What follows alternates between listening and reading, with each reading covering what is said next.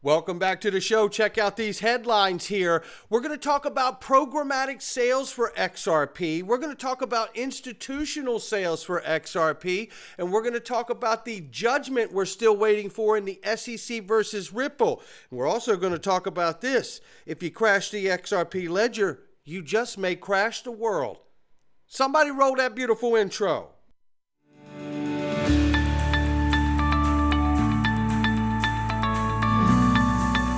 Digital Perspectives with Brad Kimes. Come on in.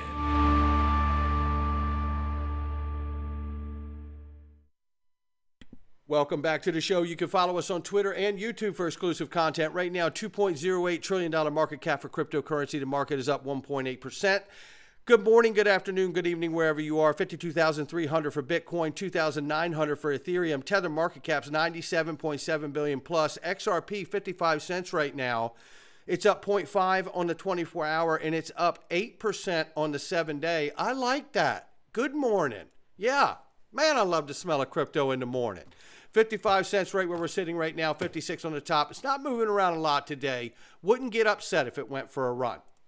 And let me tell you, if you happen to be in the Maryland area, I got to shout out my friend Chris Valunas right here. If you need any roofing, siding, decking done, listen, this guy's the best.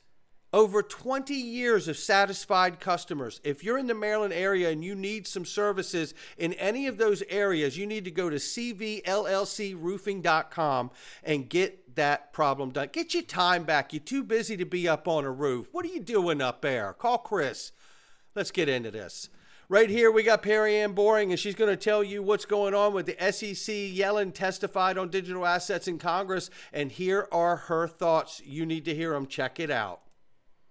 So it was extremely encouraging that Secretary Yellen had specifically called out the need for the passage of this legislation. She talked about the stablecoin legislation, and she also talked about legislation for non-security digital assets. And that was the term that she had used. What was also very, very interesting and telling about the words that Secretary Yellen used is that they differ greatly from SEC Chairman Gary Gensler's comments from when he's testified and provided speeches and statements on this very topic. Yep. His position has always been that, well, really everything is a security and that everything should be under the SEC's jurisdiction. He's really just been on this incredible rampage to expand the jurisdiction of the SEC as much as possible to loop everything within the power of his agency. And Secretary Yellen had said, well, actually, some of these are not securities. So to have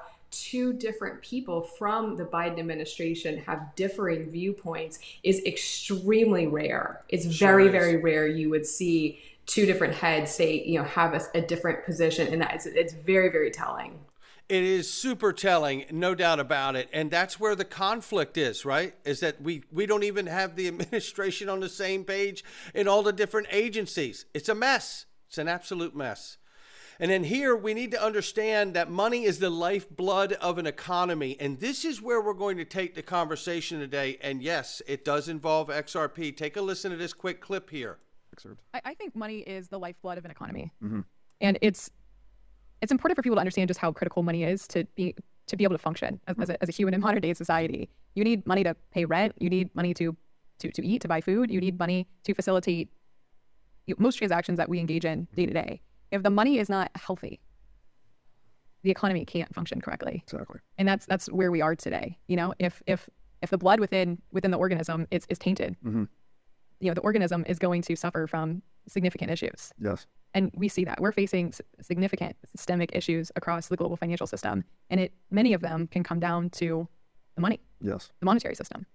And it's really that simple. And that's why I wanted to have this clip today, because this is what the problem is. The problem isn't that, there's this new technology and people just don't want to use it. The problem is fractional lending from the banks and the banking system.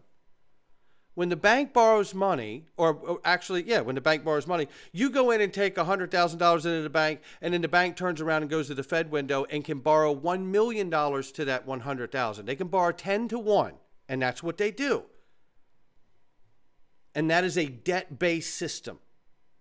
The problem with this new innovation in technology, these digital assets, is it allows us to move to a more responsible asset-backed system where you're borrowing against real assets that you really have. How about that for a notion? How about that for a notion? Well, we're not done yet. You just stay with me. This is Brian Brooks, who's going to tell you crypto is solving the 1,000-year-old financial problem. And for those in the audience that are not aware, Brian Brooks is the former head of the Office of Comptroller of Currency for the United States of America. Take a listen. Think about the history of financial scandals recently, the London whale trade, the mortgage crisis, things like that. All of those things at some level were examples of where human trusted parties are fallible or even potentially criminal. But technology is technology. It isn't criminal. It has no motive. It's not looking to make more money. It just balances accounts. That's why crypto ultimately is solving a 1,000-year financial problem, and it will supply the trust that has been lacking. And it's really true, and that is where we're going, and that's what banks don't like, because the truth is they have the fractional lending, they're overextended, and then when it comes down to making global payments around the world, there's only a small few of banks that sit at the mountaintop that are king of the mountain when it comes to making cross-border payments, and the 99% of other banks of the world have to go through the JP Morgans and Citibank to make global payments, and not many people understand this. These banks make money on the friction of the system that currently exists. That's why they're trying to stall this, I believe, by using a regulatory capture of the SEC and somebody like Gary Gensler. Then there's this, a recent conversation that has broke out about programmatic sales of XRP, which we know that Ripple had stopped back in 2019. And why is this a question? Well, this is really a question that came up, or a conversation that came up, because we know with the ruling, and I'll just cut to the heart of it for what it is for me, and then share that with you. And shout out to Dark Horse for carrying this conversation and bringing this conversation and making it a tabletop conversation. So I don't think it's a bad one.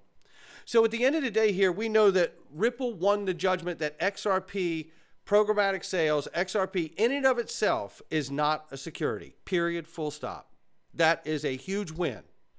There is but one element left to the court case, and it is over institutional sales. And yes, the judge did rule that those, in fact, were investment contracts, but that didn't make the asset a security. XRP is not a security. Like, you can package oil into security contracts, but it doesn't make oil a security. Oil is a commodity, right? Do the same thing with gold. So at the end of the day, let's look at this. So the argument now is that where we sit now, Ripple's not allowed to sell directly to institutions at the moment. However, there's no issue with them selling programmatic sales. But we all understand that programmatic sales are sales to secondary, or to the exchanges to sell to the secondary market, which is us, retail investors. So at the end of the day, we know that retail investors don't bring enough liquidity to serve the global markets for financial payments. So what do?